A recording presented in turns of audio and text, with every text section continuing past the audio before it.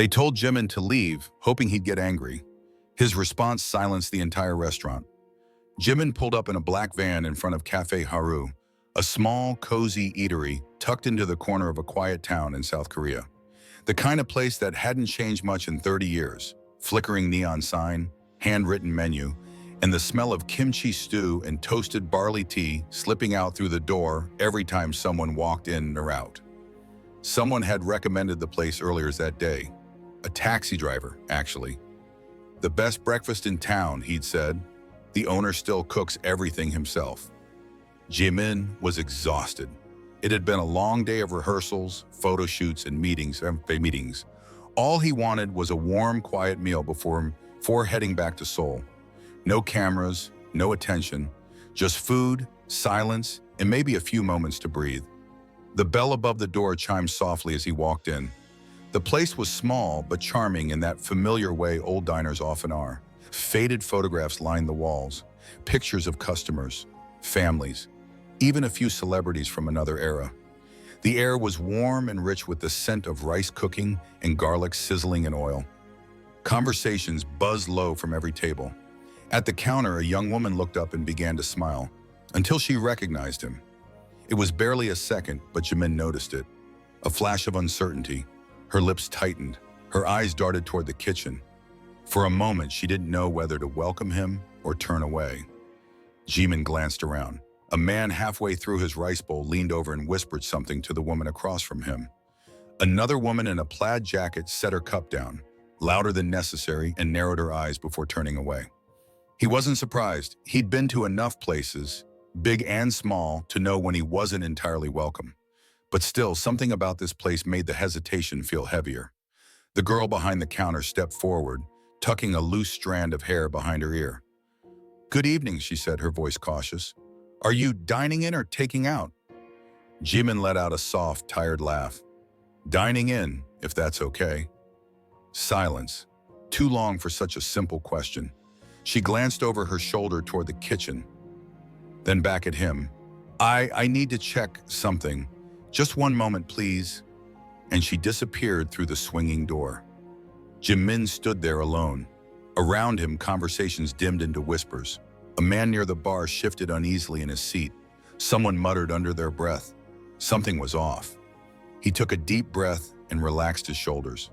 He wasn't going to overreact. Maybe it was a policy thing. Maybe they were short-staffed. Maybe. The girl returned, but this time she wasn't hesitant. She was resolute. "I'm sorry, sir," she said, her voice firmer. "We can't serve you tonight." It wasn't the words that struck him. It was the tone. This wasn't about business. It was personal.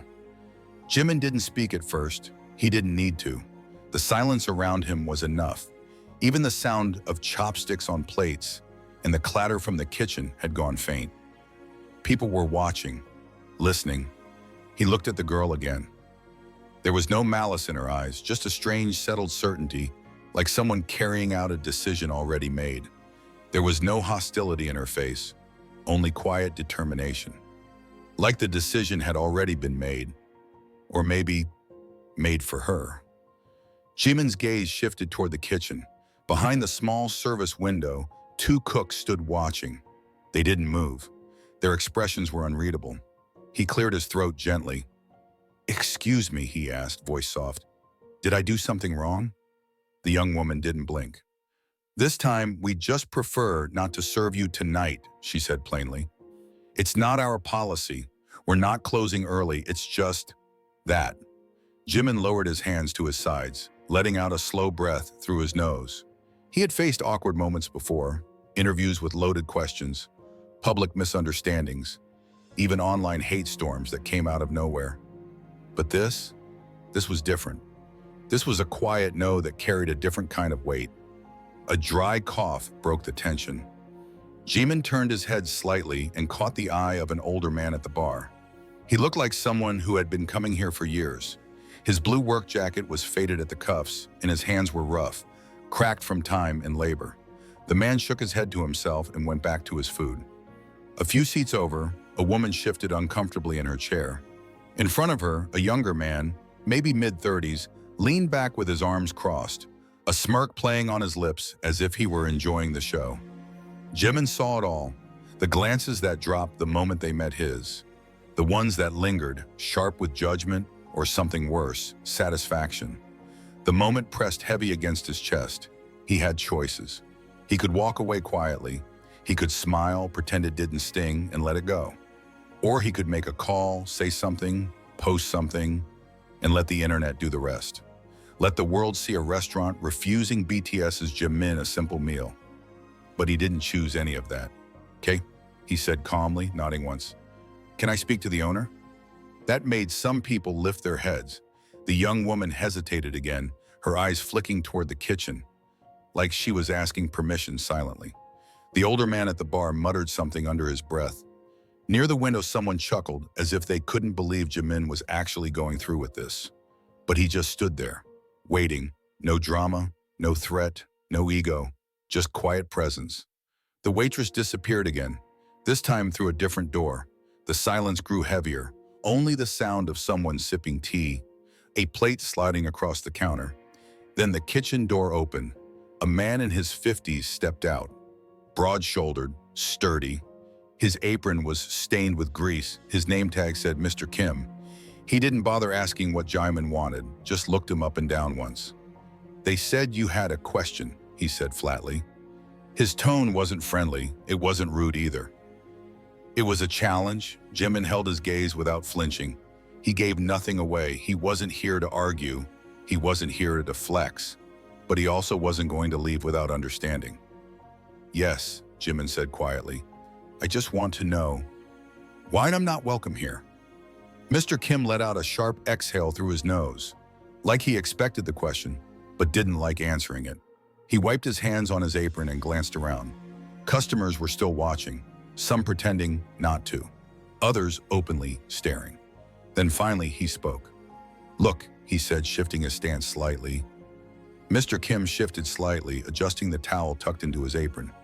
"This isn't personal," he said. Jimin tilted his head, one eyebrow rising subtly. "It sounds pretty personal." Mr. Kim's jaw tightened. He rubbed the back of his neck and finally let out a slow breath. "People here, they have strong opinions about you, about what you represent. I run a small business. I can't afford drama. I don't want trouble." Jimin nodded slowly, letting the words land. "And me sitting down to eat would cause trouble?" Mr. Kim didn't answer right away. His eyes flicked toward the bar where the older man in the blue work jacket had returned to his food, chewing more slowly this time. A few seats over, the younger man with the smug grin still had his arms crossed, watching the moment like it was his favorite TV show. Jimin had seen this before. Not exactly like this, but enough to recognize the deeper current. This wasn't just a decision. It was about what the decision meant, how it would look, how people might react. A quiet domino effect of unspoken pressure, one that pushed people to do things they might not even fully agree with. He looked back at Mr. Kim. "Be honest," Jimin said gently but clearly. "Are you really okay with this? Or are you just trying to keep the peace?" Mr. Kim hesitated. His fingers curled slightly against the hem of his apron. For the first time, something shifted in his expression. Discomfort. Doubt even. Maybe this wasn't as clear-cut as he wanted it to be, but before he could answer, the silence broke with a laugh from the back. "Come on," the younger man scoffed, shaking his head with mock amusement. "This isn't that deep. You're just not welcome here. Simple as that." Jimin turned his head calmly and studied the man. He looked like someone who enjoyed conflict, someone who wanted a scene. But Jimin didn't take the bait. He turned back to Mr. Kim. "I don't mind leaving," he said, still calm, "if that's truly what this is. But is it?" The words hovered in the air like a question not just for Mr. Kim, but for the entire room. A moment of stillness. Mr. Kim looked away toward the kitchen, then back at Jimin. I don't want this to get messy," he said quietly. Jimin nodded slowly. "Neither do I." A long pause followed. Jimin could have walked away, could have turned it into a headline. Let the world know a quiet little cafe had refused to serve him. Let the fans, the press, the frenzy take over. But instead, he did something no one expected. He pulled out a chair, sat down, folded his hands gently on the table. "So," he said quietly, "let's talk." The air in the restaurant changed. He didn't slam the chair down, didn't puff his chest, didn't raise his voice. He just sat, present, patient, unmoving, as if he had all the time in the world. The restaurant wasn't used to this. Confrontations here usually ended fast, someone storming out or someone folding under pressure. But this was different. Mr. Kim stared at him for a long moment, then exhaled again. "Talk," he repeated, as if testing the word on his tongue. Jimin gave a small shrug. "You don't want me here. I get that. What I don't get is why. So, let's talk about it." From the back, the younger man laughed again. "This guy's got guts." Jimin didn't look at him this time. Mr. Kim pulled out the chair across from Jimin, but didn't sit down. He crossed his arms, his apron still dusted with flour from the morning prep. "I run a business," he said finally. "I'm not looking for trouble. I don't want this to go viral. But I also have a community to think about." Jimin nodded again, respectful. "I understand." "Okay," Jimin said softly, folding his hands on the table. "Then tell me, what does this community think about me?" Mr. Kim looked over his shoulder, almost as if hoping someone else might answer for him. Behind the counter, the waitress shifted uncomfortably. At the bar, the older man in the blue work jacket stared down at his plate, his fork frozen midair. He hadn't taken a bite in minutes. Mr. Kim turned back toward Jimin. "People here," he said slowly, "don't like celebrities much, especially not ones who say a lot of big things. They don't trust that. And some of the things you've said or stood for, they just don't sit right."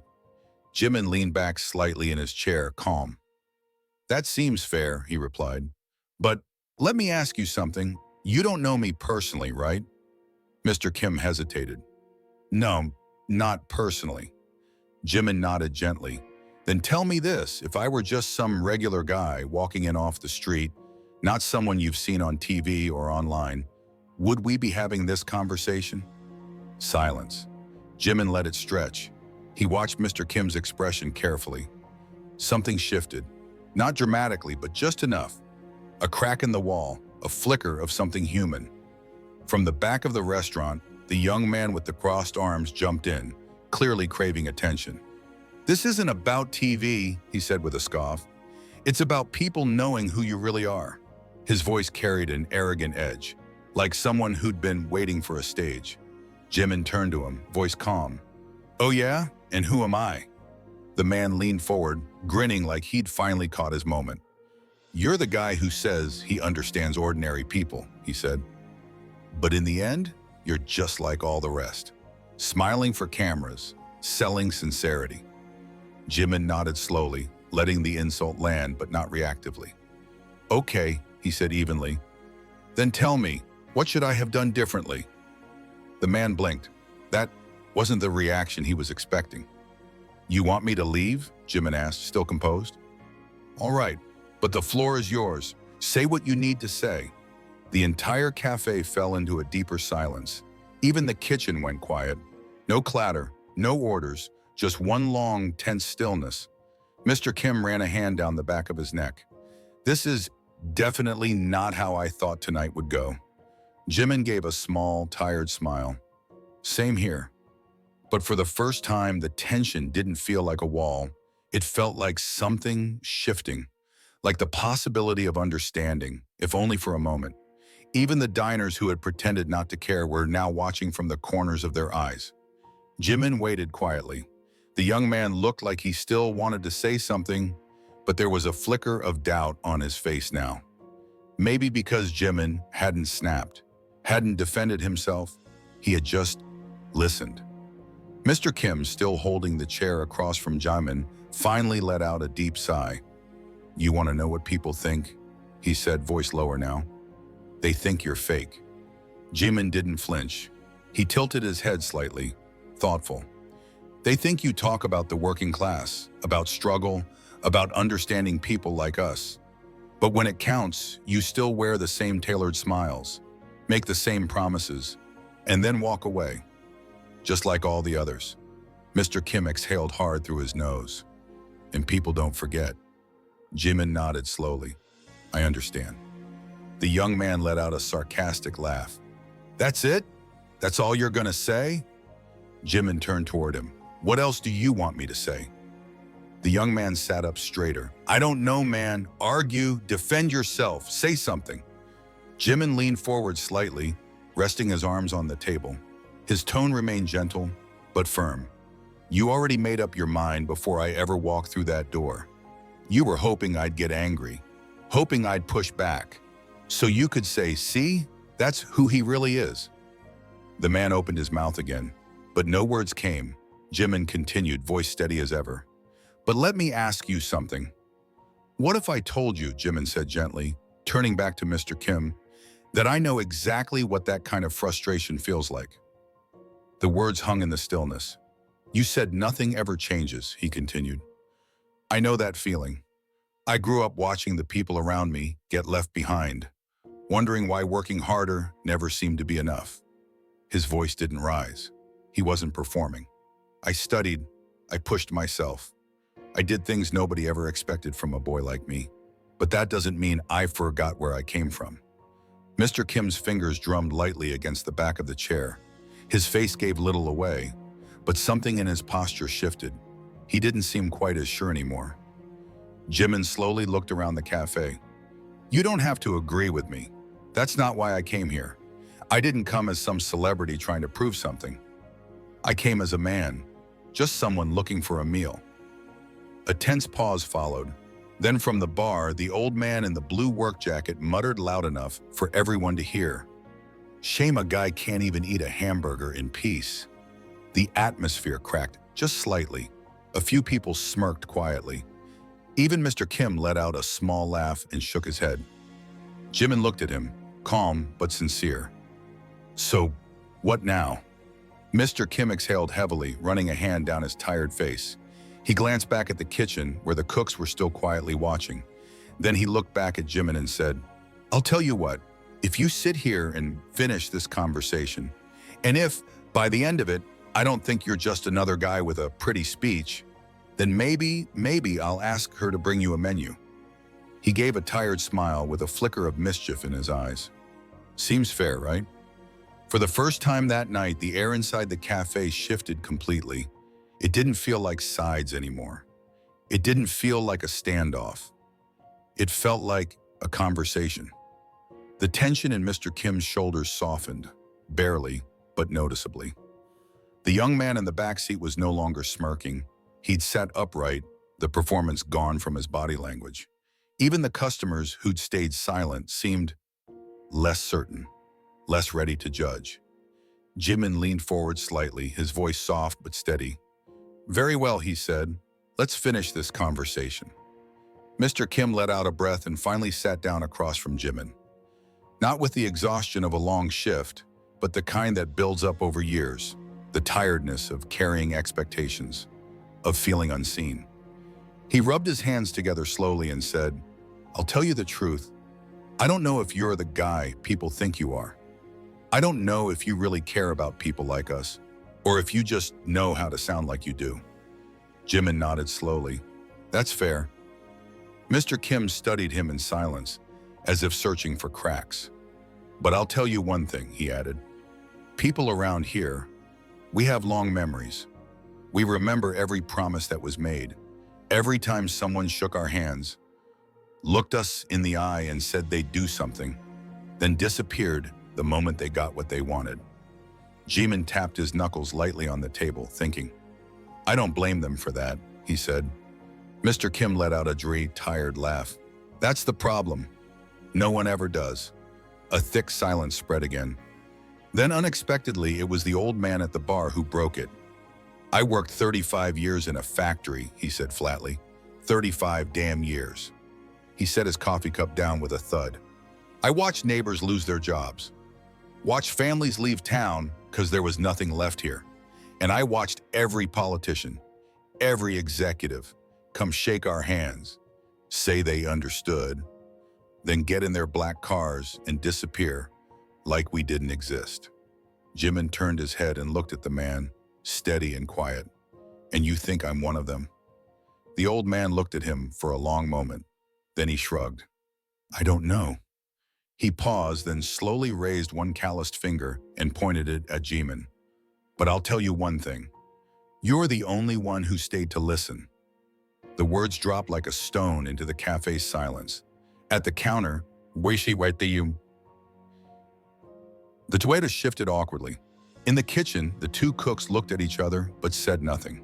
Even the young man in the back seat, the one who'd been the loudest critic, fell quiet. His smirk faded. He didn't have anything left to say. Jimin let the silence sit. He didn't rush to film it. He just nodded, then turned to Mr. Kim. "So," he said quietly, "what do we do now?" Mr. Kim tapped his fingers on the table, then looked toward the kitchen. He took a long, slow breath and stood up. "Mary," he called to the waitress, "bring him a menu." A ripple of surprise swept through the cafe. Someone near the window raised their eyebrows. The young man in the back let out a dismissive snort, but he didn't object. Mary, the waitress, hesitated only for a second, then reached under the counter, pulled out a laminated menu, and brought it to Jimin's table. He accepted it with a small nod. "Thank you." Mr. Kim looked at him, half amused, half bewildered. "I still don't know if I like you," he muttered. Jimin smiled and opened the menu. "That's okay," he said softly. "I don't need everyone to like me." Mr. Kim huffed a short laugh, shaking his head as he turned back toward the kitchen. "All right, everyone," he called. "Fire up the grill." And just like that, what had begun as a rejection turned into something else. Something no one in that cafe would forget. The tension didn't completely vanish, but it loosened. The sound of forks scraping against plates returned. Conversations resumed, tentatively at first, like a radio station slowly coming back into tune. Jimin sat there quietly, the menu open in front of him. But he wasn't reading it. He was observing. Watching Mr. Kim behind the counter, watching the old man at the bar sip his coffee, lost in thought. Even watching the young man in the back, who no longer looked cocky, just quiet, maybe uncertain. Mary appeared again, this time with a steaming cup of coffee. She set it in front of Jimin wordlessly. He took a sip and raised his eyebrows. "It's strong." Mary gave a faint smile. "We always brew it strong here." In the kitchen, Mr. Kim was still watching him from over the grill, still unsure, still measuring him, but no longer defensive. He finally shook his head, turned back to his work, and said nothing. And so what had started as a standoff became something different. In a quiet cafe, in a small town, on an ordinary night, a group of people chose to listen instead of fight. And sometimes, that's enough.